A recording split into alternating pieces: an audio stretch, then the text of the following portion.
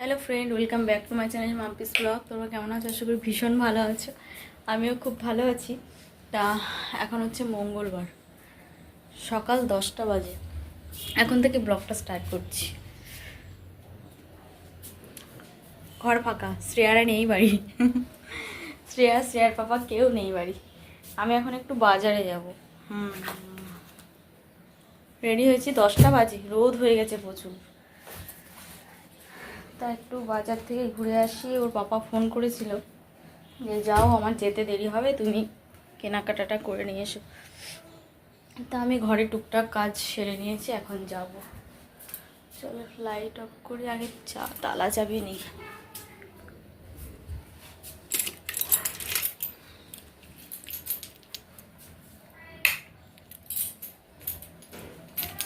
ছাতা না নিলে তো মরে যাবো পুরো। তো চলে এসেছি শাড়ির দোকানে। দুটো দিদিভাই দেখছে ও শাড়ি, ওরা এই শাড়িগুলো দেখছে, আমিও দেখছি আর কি। আর একা আসলে না আমি জিনিস কিনতে পারি না, মানে বুঝতে পারি না কি নেব না নেব।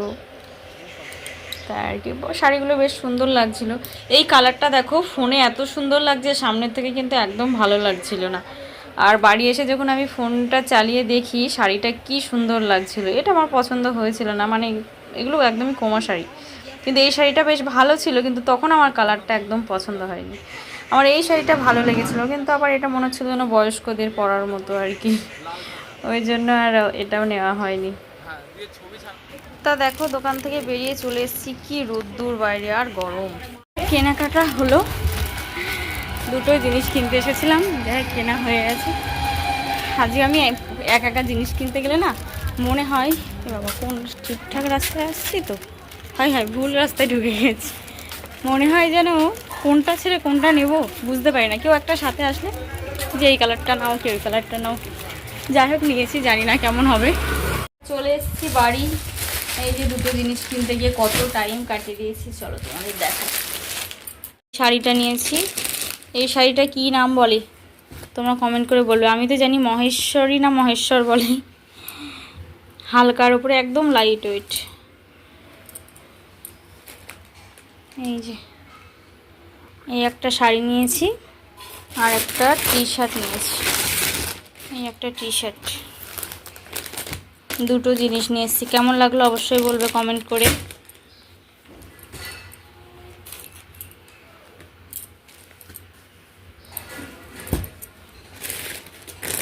আমার খুব ভালো লেগেছে এইসব কালারগুলো, আমি খুব পছন্দ করি।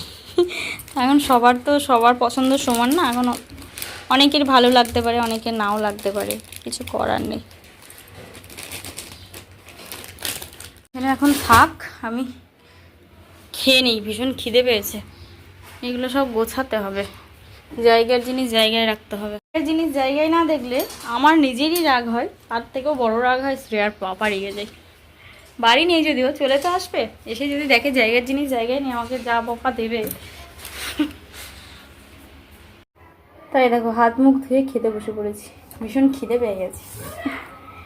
কালকের একটু তরকারি ছিল, তারপরে উপর থেকে দিদিভাই দিয়ে গেল তরকারি। কত খাবো তাই না?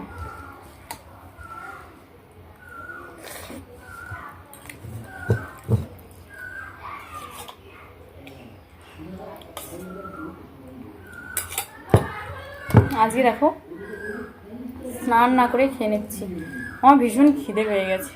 অনেকটা হেঁটে হেঁটে এসেছি তো, আমি খেয়ে হেঁটে একটু রেস্ট করে তবে স্নান করবো। আসলে খিদে পেটে থেকে গেলে আমার আবার গ্যাস হয়ে যাবে, অ্যাসিডিটি করে।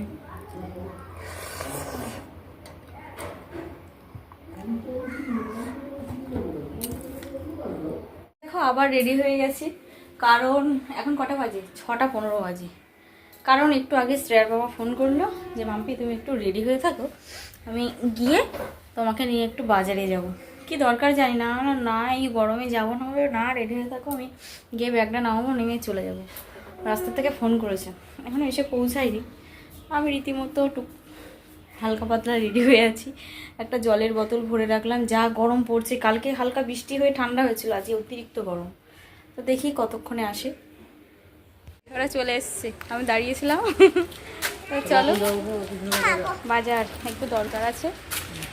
আর চলো মামা একটু সরে বস। নাও চলো। চাবি টাবি সব ঠিকঠাক নিয়েছি। আজকে আমার গরম, অতিরিক্ত গরম, বলো।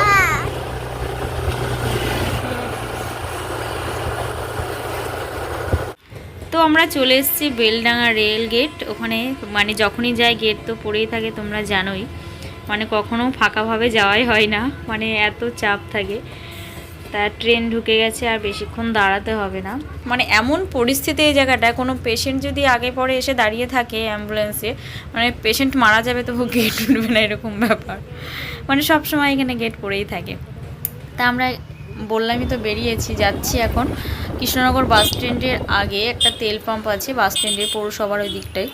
তা আমরা পাথরের নেম প্লেট বানানোর জন্য যাচ্ছি। বাড়িতে পাঁচিল প্লাস্টার হবে, ওখানে পাথরে যে গ্রেনাইট পাথরের উপরে নাম ঠিকানা লেখা থাকে সেইটা বানাতে দেওয়ার জন্য আর কি যাচ্ছি।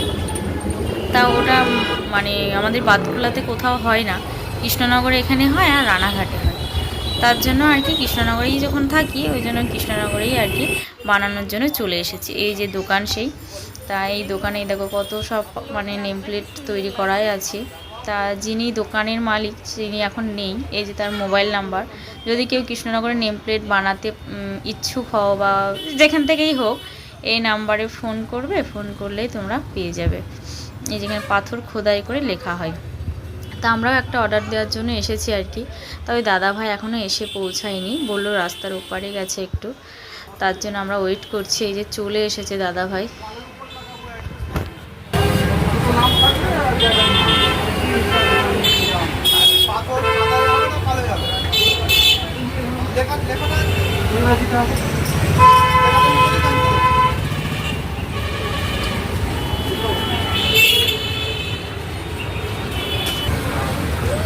তা এখানে শ্রেয়ার পাপা নাম ঠিকানাটা লিখে দিচ্ছে, আর ক্যাপিটাল লেটারে হবে আর কি, ওই জন্য ও লিখে দিচ্ছে। তা আমি বলছি ভেবেচিন্তে লিখবে যেন, মানে অনেক সময় তো হয় বলো, মানুষ মাত্রই ভুল হয়, যে ভুল করো না, একবার খোদাই করা হয়ে গেলে আর সেই জিনিসটা বেকার হয়ে যাবে। তাই বাস স্ট্যান্ডের ওই যে তেল পাম্প এখানেই আর কি, যে সাইডে দুটো ফল দোকান আছে পৌরসভার মোড়ে আর কি। এখানে আমরা চলে এসেছি এখন আইসক্রিম খাবো বলে। তা শ্রেয়ার বাবা 3টে কুলফি আইসক্রিম নিয়ে চলে এসছে, আমরা খাবো এখন। তোমার মেয়ে নাকি খিদে লেগেছে খুব। 20 টাকা করে রাবড়ি 20 টাকা। রাবড়ি নেই, এটা হচ্ছে কুলফি, কেশর কুলফি। তো আইসক্রিম খাওয়ার পর ও বললো চলো একটা করে প্যাটিস খেয়ে নিই। ঠিক আছে, একটু খিদেও পেয়ে গেছে, সন্ধ্যার সময় তো কিছু না খেয়েই বেরোনো হয়েছিল। তা বাড়ি এসে যে ভাত বসিয়ে দিয়েছি, ভাতটা প্রায় হয়ে এসেছে। মামাম সেই দুপুরে খেয়ে এসছে ঠাম্মা বাড়ি থেকে।